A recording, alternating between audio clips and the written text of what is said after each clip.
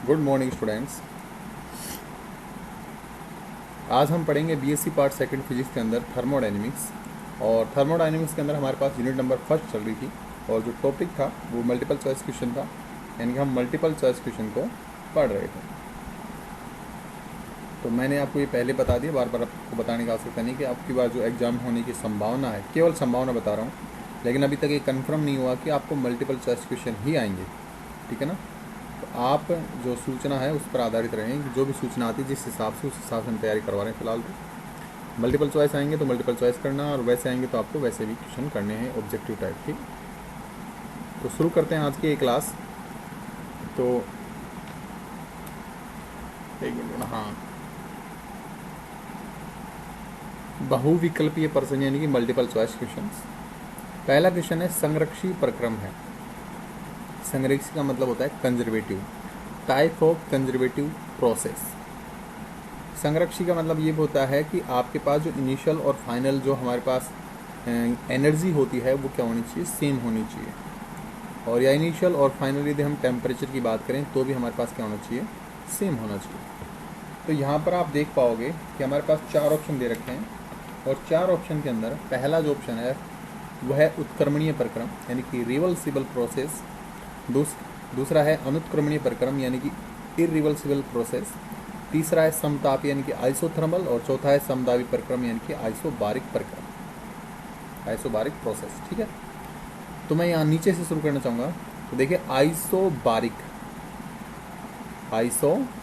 की यदि बात करें तो जब दाब समान होता है, यदि मान लीजिए कोई ग्राफ है जिसमें हमने दाब समान माना कि यहाँ पर P1 है और यहाँ पर तक जाते हैं तो P1 ही है, तो इस प्रोसेस के अंदर हमारे पास जो ऊर्जा है वो कंजर्वेटिव नहीं रहती। समतापी की बात करें तो इसमें जो तापमान है वो हमारे पास T1 से लेकर के यहाँ तक T1 है, सेम रहता है। टेम्परेचर तो सेम रहता है लेकिन यहाँ पर कंजर्वेटिव नहीं है, क्योंकि यहाँ से और यहाँ तक हमारे पास टेम्परेचर तो समान है, लेकिन इस टेम्परेचर समान में या तो इसका वॉल्यूम बदल रहा है या इसका प्रेशर बदल रहा है। ठीक है ना। और सेम इसके साथ होता है, यहाँ P1 से P1 तक जाते हैं, पॉइंट इस पॉइंट से लेकर के हम इस पॉइंट तक जाते हैं, तो प्रेशर तो सेम है, लेकिन प्रेशर सेम होने के कारण इसका जो वॉल्यूम है और जो टेम्परेचर है वो चेंज हो सकता है, मे बी पॉसिबल। अनुत्क्रमणीय प्रक्रम जो है, ये देखो, ये अलग तरह के दो प्रक्रम हैं और ये अलग तरह के दो प्रक्रम हैं। ठीक है ना। अनुत्क्रमणीय प्रक्रम का मतलब होता है कि हम यहाँ ए पॉइंट से चल रहे हैं और वापस हम बी पॉइंट पर गए, लेकिन हम बी पॉइंट पर जाने के बाद वापस ए पॉइंट पर नहीं आ सकते। इसको बोलते हैं अनुत्क्रमणीय प्रक्रम। जैसे कि दूध से दही जम जाती है लेकिन दही से दूध बनाया नहीं जा सकता। तो यहाँ पर तो हमारे पास जो एनर्जी है वो बिल्कुल कंजर्व नहीं रहेगी, क्योंकि जैसे मान लीजिए यहाँ पर हमने मिल्क की बात की तो मिल्क की एनर्जी अलग है और यहाँ पर जो दही है उसकी एनर्जी क्या है, अलग है, डिफरेंट एनर्जी। एक आपके पास ऑप्शन बचता है ये, जो कि आपके पास, यदि ये आंसर सारे के सारे गलत हैं तो ऑब्वियसली बात है ये सही भी होना चाहिए। और सही होने का कारण है ये भी है, मैं आपको यहाँ समझा दूँगा, मैंने पेज लिया था वैसे। हाँ, ये मान लीजिए पॉइंट ए है और ये मान लीजिए पॉइंट बी है। तो हम ये लेते हैं कि जब हमारे पास ए से बी पर जाते हैं तो हमारे पास एनर्जी बदल रही है। ऑब्वियसली बात है कि यहाँ पर एनर्जी जो है वो E2 हो रही है, यहाँ पर एनर्जी नहीं है, E1 है। लेकिन उत्क्रमणीय प्रक्रम में ये संभव है कि हम बी से वापस कहाँ पर आ सकते हैं, ए पर। तो जब आप वापस ए पर आते हैं तो आपके पास प्रेशर, टेम्परेचर, वॉल्यूम और यहाँ तक कि एनर्जी भी वापस क्या हो रही है, सेम आ रही है। इसका मतलब ये क्या है, एक कंजर्वेटिव प्रोसेस है। क्या है, कंजर्वेटिव प्रोसेस है। तो यहाँ पर जो आपका ऑप्शन होगा तो वो रहेगा ए, उत्क्रमणीय प्रक्रम या रिवर्सिबल प्रोसेस। ठीक है ना, रिवर्सिबल प्रोसेस आपके पास आएगा। अगला देखिए, दूसरा है स्प्रिंग का धीरे धीरे परस्पर। देखो, मैंने इन चारों ऑप्शन को अलग अलग धीरे धीरे समझाया आपको। इस समझाने का कारण क्या है कि यदि आपके पास इस तरह के क्वेश्चन से रिलेटेड कोई और क्वेश्चन आए, जैसे आपसे पूछा जाए कि जिसमें तापमान समान रहता है उसको क्या बोलते हैं, उसको समतापी बोलते हैं। जिसमें दाब समान होता है उसको समदाबी बोलते हैं। उत्क्रमणीय का मतलब क्या होता है, जो एक बिंदु से बी पर चल जाए, बी से वापस नहीं आया जाए। और अनुत्क्रमणीय का मतलब, सॉरी, और उत्क्रमणीय का मतलब क्या होता है कि यदि हम ए से बी पर जा रहे हैं तो बी से वापस ए पर आ सकते हैं। ठीक है ना। और एक चीज़ और बता दूँ, मैंने यहाँ पर देखो दो पाथ लिए हैं, पाथ फर्स्ट लिया है, पाथ सेकेंड लिया है। तो यहाँ पर ये भी संभव है कि जब ए से बी पर जाते हैं तो पाथ फर्स्ट से गए हैं तो पाथ फर्स्ट से वापस भी आ सकते हैं, और ये भी संभव है कि पाथ फर्स्ट से जा करके 5 सेकंड से हम वापस ए पर आ सकते हैं। दोनों ही कंडीशन अप्लाई हो सकती है और दोनों ही क्या है, सही है, ऐसी कोई दिक्कत नहीं है इसमें। अगला देखिए, स्प्रिंग का धीरे धीरे प्रसार या slowly expansion of A spring. तो इसमें पहला है उत्क्रमणीय प्रक्रम, दूसरा है अनुत्क्रमणीय प्रक्रम और तीसरा है ए एंड बी दोनों और उपयुक्त में से कोई नहीं। तो देखिए, जब आप स्प्रिंग को धीरे धीरे फैलाते हो, खींचते हो, यहाँ पर स्प्रिंग है और जब आप इसको धीरे धीरे खींचते हो इधर बल लगा करके, तो इसलिए बात है कि जब आप इसको वापस छोड़ोगे तो ये वापस अपनी प्रोसेस में आती है। यानी कि पहले जब ये इसकी एनर्जी यहाँ पर E1 मान लेते हैं, जब आपने खींचा तो इसकी एनर्जी बदल करके E2 हो गई है, लेकिन जब आपने इसको छोड़ा तो ये वापस अपनी पोजीशन में आती है और ये अपनी एनर्जी वापस नहीं कर लेती है E1। तो इसका मतलब है कि ऑब्वियसली बात है कि उत्क्रमणीय प्रक्रम होगा, ठीक है ना। क्या होगा? उत्क्रमणीय प्रक्रम। और इसका जो आंसर है वो हमारे पास उत्क्रमणीय प्रक्रम ही होगा। एक चीज़ और, यहाँ पर तो हमको ये रखा है कि धीरे धीरे हम इसका प्रसार करते हैं, लेकिन यहाँ पर एक लिमिट नहीं दे रखी। यदि यहाँ पर लिमिट दी होती कि जो हमारे पास प्रत्यास्थ सीमा है वहाँ तक खींचते हैं, तो भी ये हमारे पास जो ऑप्शन होगा वो यही सही रहेगा। हाँ, लेकिन इसमें थोड़ा चेंज कर दिया जाए कि प्रत्यास्थ सीमा के आगे भी खींचा जाएगा, तो क्या होगा? तो ये हमारे पास दोनों प्रोसेस भी हो सकती है कि उत्क्रमणीय भी हो सकता है और अनुत्क्रमणीय भी। अनुत्क्रमणीय कब होगा? यदि हम प्रत्यास्थ सीमा के आगे खींचते हैं स्प्रिंग को, यदि प्रत्यास्थ सीमा से आगे खींचते हैं तो वो स्प्रिंग वापस अपनी पुनः अवस्था में नहीं आ पाती और वो एक अनुत्क्रमणीय प्रक्रम हो जाता है या इरिवर्सिबल प्रोसेस हो जाता है। लेकिन यहाँ पर आपको केवल उत्क्रमणीय प्रक्रम ही आपको क्या करना है, टिक मार्क करना है और कुछ भी नहीं करना, ठीक है। देखो, आपने जैसे कक्षा 11 के अंदर पढ़ा होगा कि हमारे पास इस तरह से ग्राफ होता है, ठीक है ना। इस तरह से ग्राफ होता है और इस ग्राफ के अंदर ये जो पॉइंट होता है, इस पॉइंट तक यदि हम स्प्रिंग को खींचते हैं तो वापस अपने पास आ जाती है, ठीक है। और लेकिन जब हम स्प्रिंग को यहाँ तक खींच देते हैं, इसके आगे किसी भी बिंदु तक खींच लेते हैं बल लगा करके, जो कि आपने हुक्स के नियम के अंदर पढ़ा होगा, तो वो जो स्प्रिंग है वापस अपनी सीमा के अंदर नहीं आ पाती। तो इस सीमा के इधर तक तो हमारे पास जो प्रक्रम होगा वो उत्क्रमणीय होगा और इधर जो होगा प्रक्रम उसको बोलेंगे अनुत्क्रमणीय, अनुत्क्रमणीय प्रक्रम। ये भी आप ध्यान रखेंगे। लेकिन आपको बोला कि स्लोली, तो ऑब्वियसली बात है कि आप एक इसी सीमा के अंदर आप बात कर रहे हैं, इसी सीमा के अंदर, ठीक है। तो आपके पास आंसर यही रहेगा। दूसरा एक क्वेश्चन है, आपको ऑप्शन मैं दे देता हूँ, जैसे कि इसमें 500 केल्विन है, बी ऑप्शन है इसमें 1000 केल्विन है, तीसरा ऑप्शन है इसमें हमारे पास 900 केल्विन है और चौथा ऑप्शन आपके पास 800 केल्विन। ये आपके पास आंसर है। आप देखिए, क्वेश्चन दिया गया, एक कार्बन इंजन 750 केल्विन और 375 केल्विन के मध्य कार्य होने पर उसकी दक्षता अन्य इंजन जो कि x केल्विन और 500 केल्विन सिंक के ताप के मध्य कार्य कर रही है के समान है, तो x की गणना कीजिए। मैं आपको इस क्वेश्चन में बहुत सारी चीज़ें एक साथ बताने वाला हूँ ताकि आप इसमें बहुत सारी चीज़ों को एक साथ सीखें। आप इस पॉइंट को कभी फोकस मत करना कि सर ने बस 3 इक्वेशन करवाए हैं और बस जो वीडियो है वो पूरा हो गया, इससे मत सोचो। आप ध्यान से पढ़ेंगे, अच्छे से पढ़ेंगे, तो आपको इस 15 मिनट में भी आपको बहुत कुछ सीखने को मिलेगा। पहली बात, मैं जो क्लास में बोला और यहाँ पर भी मैं बोलना चाहूँगा कि जब भी आपके पास टेम्परेचर दे रखा है इस तरह से क्वेश्चन में, जो टेम्परेचर ज़्यादा होगा वो हमारे पास स्रोत का टेम्परेचर होगा। देखो यहाँ पर दे रखा है, एक कार्बन इंजन 750 केल्विन और 375 केल्विन के मध्य कार्यरत है। तो ऑब्वियसली बात है कि यहाँ पर आपको कोई पर्टिकुलर नहीं बता रखा कि ये किसका ताप है, ये किसका ताप है। तो आप पहला इंजन लेंगे और जिसमें आप लिखोगे T1 जो ताप है वो आपके पास होगा 750 केल्विन और यहाँ पर जो T2 होगा वो हमारे पास रहेगा 375 केल्विन। ये आपके पास पहला इंजन है, ठीक है। दूसरा जो इंजन दे रखा है उसमें आपको दे रखा है कि इंजन को x केल्विन एम 500 केल्विन। अब देखो यहाँ पर x की वैल्यू आपको नहीं दे रखी और x की वैल्यू इससे ज़्यादा भी हो सकती है और इससे कम भी हो सकती है, इसलिए पहले डिस्क्राइब किया गया है कि सिंक का जो ताप है वो 500 केल्विन है। तो ऑब्वियसली बात है आपको T2 की वैल्यू दे रखी है 500 केल्विन, ठीक है ना।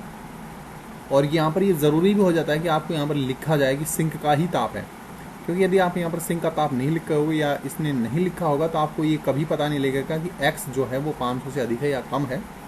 यदि आप इसको सिंक का मानोगे तो आंसर अलग आएगा और इसको आप स्रोत का ताप मानोगे तो इसका आंसर अलग आएगा। तो ऑब्वियसली बात है यहाँ पर देना था, दे दिया इसने। के समान है, के मध्य कार्यरत है, के समान है। तो क्या समान है? उसकी दक्षता, यानी कि इसकी दक्षता यदि हम नीटा फर्स्ट मान लें और इसकी दक्षता हम नीटा सेकंड मान लें तो इन दोनों की दक्षता आपके पास क्या है, बिल्कुल सेम है। ये आपको एक कंडीशन दे रखी है और यहाँ पर जो T1 है उसकी वैल्यू आपको x केल्विन दे रखी है। तो आपके पास अब सोल्व करने के लिए बिल्कुल आसान तरीका, आप नीटा का फॉर्मूला लगाएंगे और नीटा का जो फॉर्मूला है, नीटा इज इक्वल टू होता है 1 माइनस का T2 बटे में T1 होता है, ठीक है ना, T1 बटे में T2 होता है। या फिर आप इसको ऐसे भी प्रोसेस अप्लाई कर सकते हैं कि T1 माइनस का T2 बटे में T1, ऐसा भी कर सकते हैं। लेकिन मुझे लगता है कि जहाँ तक बेटर होगा आपको ये फॉर्मूला ज़्यादा सही रहेगा, क्योंकि यहाँ पर 1 से 1 और माइनस से माइनस कटने के लिए आसानी रहेगी।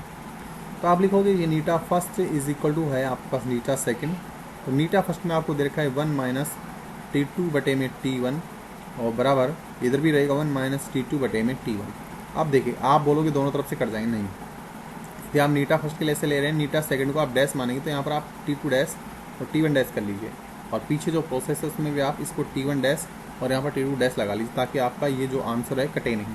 अब आप इसमें सिंपल ही 1 से 1 को क्रॉस कर देंगे और माइनस से माइनस को क्या कर देंगे, क्रॉस कर देंगे। T2 की वैल्यू जो है इसके अंदर वो आपके पास है 375 केल्विन और T1 की वैल्यू है वो आपको दे रखी है 750 केल्विन, ठीक है। यहाँ पर T2 की जो वैल्यू दे रखी है वो आपको दे रखी है 500 केल्विन और T1 की जो वैल्यू है वो आपको दे रखी है x केल्विन। तो आप यहाँ पर x को रख सकते हैं। सोल्व करेंगे सिंपली आप, x इज इक्वल टू आपके पास मिलेगा कि 375, ठीक है, 375, एक मिनट को इसको उल्टा करना पड़ेगा, ये रहेगा 750 अपॉन में 375 इंटू 5, यदि मैं x को इधर भेज दूँ हाँ तो 500 ये आ जाएगा इधर 500। अब इसको आप काट लीजिए, मुझे लगता है कि आप यदि इसको 25 से काटोगे तो ज़्यादा बेटर रहेगा। तो 25 से इसको काटोगे तो 750 का मतलब है 75, यानी कि 30 टाइम्स कटेगा। और इसको यदि आप काटोगे तो मुझे लगता है कि ये 15 बार कटेगा, है ना। तो आप इसको काट के देख लेना, क्योंकि 750 के आधे के 375 होते हैं, तो 15 और दूनी 30, तो ये 2 टाइम्स कट गया। तो आपके पास जो x की वैल्यू आएगी वो आएगी x is equal to 2 into 500, यानी कि x इज इक्वल टू मिलेगा आपको 1000 केल्विन, जो कि आपके पास आंसर रहेगा। और इसमें आप टिक लगा सकते हैं, आपके पास जो आंसर है वो है 1000 केल्विन, ठीक है, ये आपका आंसर हो जाएगा। नेक्स्ट क्वेश्चन देखेंगे। देखिए ये क्वेश्चन काफ़ी अच्छा है, ये क्वेश्चन काफ़ी अच्छा है और ये क्वेश्चन एक ऐसा क्वेश्चन है जिसमें आपको बहुत सारी चीज़ें सीखने को मिलेंगी, एक सीक्वेंस सीखने को मिलेगा, वो भी मैं आपको बता देता हूँ। इसमें दिया है कि कार्नोट चक्कर के चारों प्रक्रम का क्रम होगा।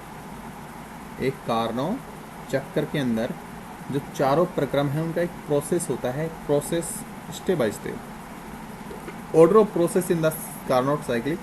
पहला ऑप्शन दे रखा आपको समतापी प्रसार, रुदोषम प्रसार, समतापी संपीड़न, रुदोषम संपीड़न। दूसरा है समतापी प्रसार, समतापी संपीड़न, रुदोषम प्रसार और रुदोषम संपीड़न। तीसरा आपको दे रखा है रुदोषम प्रसार, रुदोषम संपीड़न, समतापी प्रसार, समतापी संपीड़न। चौथा है रुदोषम प्रसार, समतापी संपीड़न, रुदोषम संपीड़न, समतापी प्रोसेस। तो अब इसलिए बात है 4 आपके पास पॉइंट है, तो उनको काफ़ी घुमाने में मज़े आएंगे, लेकिन इसको सीखने के लिए आपको ग्राफ याद होना चाहिए, ठीक है ना। और ग्राफ जो है वो हमारे पास कुछ इस तरह से होता है कि जो पॉइंट है ए, उससे हम पॉइंट बी पर जाते हैं, तो इसको बोलते हैं समतापी प्रसार, ठीक है।